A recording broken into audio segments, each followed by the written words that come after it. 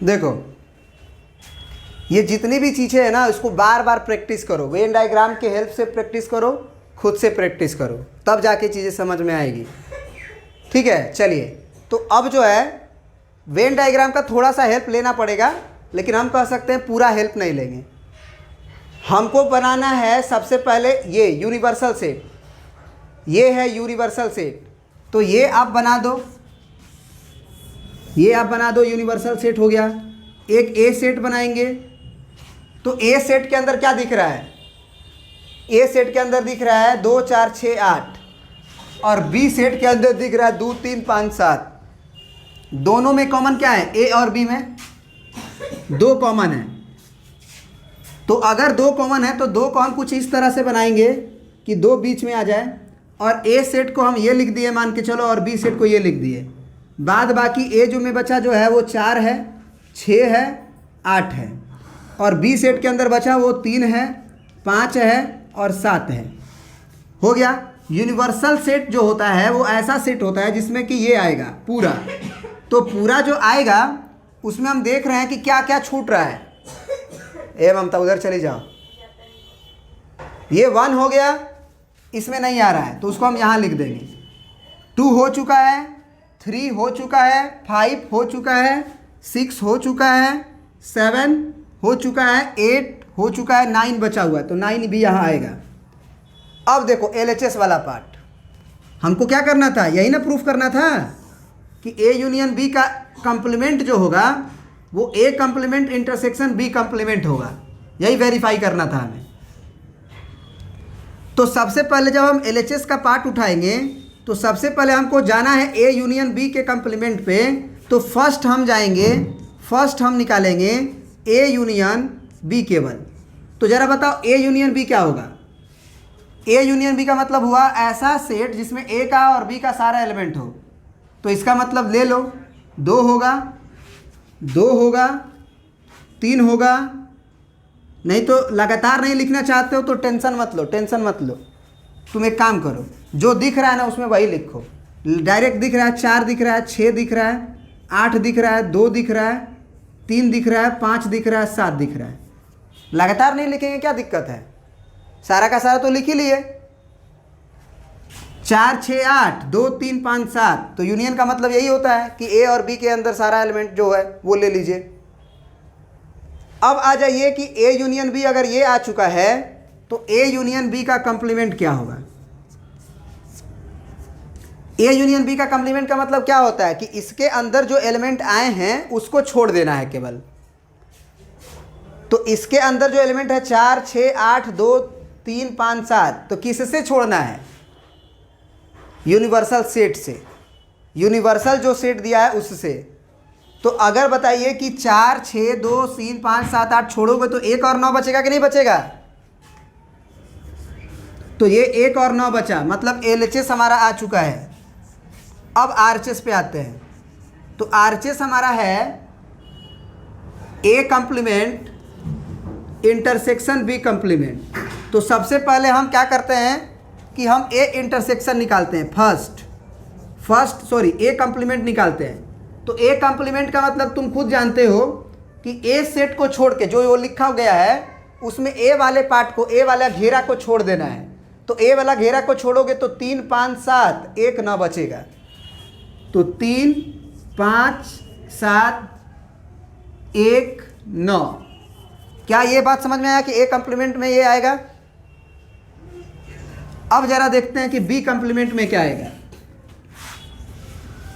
B complement अगला था हमारा, क्योंकि दोनों का इंटरसेक्शन लेना है। तो हम क्या कहें कि पहले A कंप्लीमेंट निकाल लेते हैं, फिर B कंप्लीमेंट निकाल लेंगे, और फिर दोनों में कॉमन एलिमेंट देख लेंगे। तो B कंप्लीमेंट निकालने जा रहे हैं। तो सबसे पहले B कंप्लीमेंट का मतलब हुआ कि B वाले गोला को छोड़ना होगा। तो B वाले गोला को छोड़ना होगा तो उसके अंदर एलिमेंट क्या क्या आएगा, 4 आएगा, 6 आएगा, 8 आएगा, 1 आएगा, 9 आएगा। सही है ना। अब जरा सोचो कि हमको क्या निकालना है, A complement intersection B complement. तो इंटरसेक्शन निकालना है तो तुम कौन कौन सेट को देखोगे, A कंप्लीमेंट वाले सेट को देखो, B कंप्लीमेंट वाले सेट को देखो, और दोनों में कॉमन एलिमेंट देखो। क्या 3 कॉमन है उसमें, नहीं मिल रहा है। 5 मिल रहा है उसमें, नहीं मिल रहा है। 7 मिल रहा है उसमें, नहीं मिल रहा है। 1 मिल रहा है उसमें, मिल रहा है। 9 मिल रहा है। तो क्या तुम्हें लग रहा है कि दोनों का कॉमन एलिमेंट 1 और 9 आएगा? तो अब यहाँ से पता चला कि ये भी 1 और 9 है, वो भी 1 और 9 है, दोनों का RHS बराबर है, तो LHS बराबर होगा। तो हम यहाँ पे लिख सकते हैं इक्वेशन 1, इक्वेशन 2, और बोल देंगे कि from 1 and 2 A union B का complement is equal to A का कंप्लीमेंट इंटरसेक्शन B का कंप्लीमेंट। तो ये है डी मॉर्गन्स लॉ, जिसे हम प्रूफ भी करवाए थे बिना सेट के एलिमेंट लिए हुए। अब ये सेट के कुछ एलिमेंट लेके आपसे बोल रहा है कि प्रूफ करके दिखाओ। दूसरा आप प्रूफ करेंगे A इंटरसेक्शन B का कंप्लीमेंट बराबर A कंप्लीमेंट, और इंटरसेक्शन बदलेगा यूनियन में और B कंप्लीमेंट। ठीक है ना, उल्टा हो जाता है। जैसे यहाँ यूनियन है तो इंटरसेक्शन हो जाएगा जब ये कंप्लीमेंट दोनों पे लगाओगे। यहाँ भी पहले इंटरसेक्शन था तो पूरा का अगर कंप्लीमेंट लिए तो ये कंप्लीमेंट दोनों पे जाएगा, लेकिन इसको पलट देगा। इंटरसेक्शन है तो यूनियन कर देगा। चलिए प्रिंट कर लीजिए इतना, फिर दूसरा बताते हैं। चलिए अब दूसरे पार्ट को वेरीफाई करना था, उसका LHS को पकड़ते हैं। LHS है A इंटरसेक्शन B का होल कंप्लीमेंट। तो सबसे पहले हम लोग फर्स्ट फाइंड आउट करेंगे A इंटरसेक्शन B। अब A इंटरसेक्शन B का मतलब होता है कि A और B के अंदर जो कॉमन एलिमेंट है, तो OA, यहाँ भी देखो A और B के अंदर कॉमन एलिमेंट 2 था, और उसमें भी दिखाई दे रहा होगा कि कॉमन बोला जाता है इसको। तो ये 2 है, लिख दिए। अगला स्टेप में हम इसका कंप्लीमेंट निकालेंगे, क्योंकि हमको कंप्लीमेंट पे पहुंचना है, तो धीरे ही धीरे पहुंचेंगे। पहले A इंटरसेक्शन B निकाले, फिर उसका कंप्लीमेंट निकालेंगे। तो अगर A इंटरसेक्शन B के अंदर केवल 2 एलिमेंट है तो 2 को छोड़ देना है। तो 2 को छोड़ोगे तो पूरी दुनिया हमारी हो जाएगी। पूरी दुनिया 4, 6, 8, 3, 5, 7, 1, 9 सब।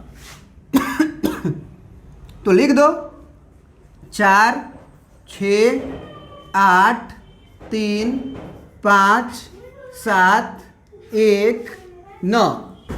ये हो गया LHS वाला पार्ट। अब RHS वाला पार्ट पे आते हैं। RHS है हमारा, इसी से लिख लो ना, ये कंप्लीमेंट डिफरेंस में आएगा तो ये कंप्लीमेंट B का कंप्लीमेंट, और इंटरसेक्शन बदलेगा यूनियन में, यही RHS होगा। तो इसको निकालने के लिए फर्स्ट टू फाइंड क्या, फर्स्ट फाइंड क्या बोलो, A कंप्लीमेंट। सबसे पहले आप A कंप्लीमेंट निकालिए। तो A कंप्लीमेंट निकालोगे तो क्या आएगा, A को छोड़ के, तो A को छोड़ो, A वाला घेरा को छोड़ो। तो A वाला घेरा को छोड़ोगे तो 3, 5, 7 और 1, 9 बचेगा। तो लिख दो 3, 5, 7, 1, 9। ये हो गया A कंप्लीमेंट। B कंप्लीमेंट क्या होगा, B वाला घेरा को छोड़ना होगा और फिर दोनों का यूनियन लेंगे।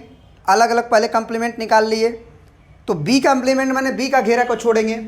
तो B का घेरा को छोड़ोगे तो 4, 6, 8, 1, 9, मतलब 4, 6, 8, 1, 9, 4, 6, 8, 1, 9 हो गया।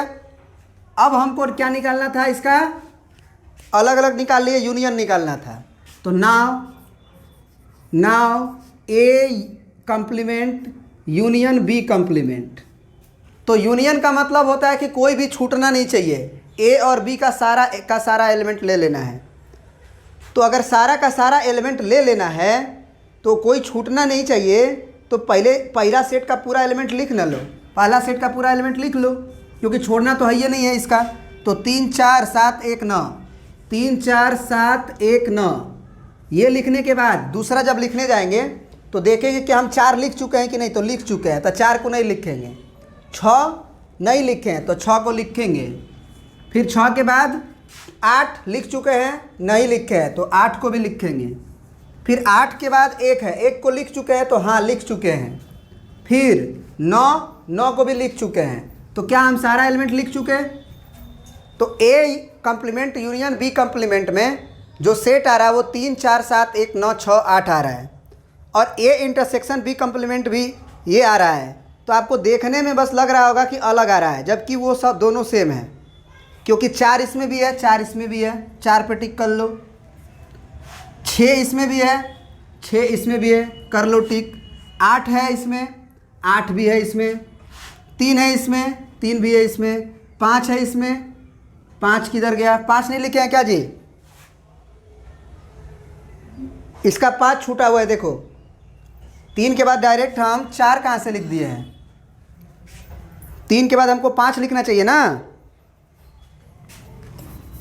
ये 3 5 हो गया, और 7 तब बंद होगा।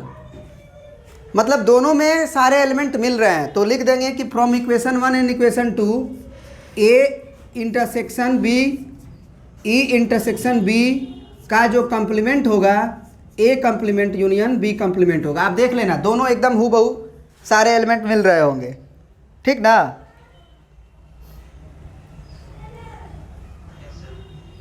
देख लो, ध्यान से देखोगे मिल जाएगा। चलो ठीक है, थैंक यू।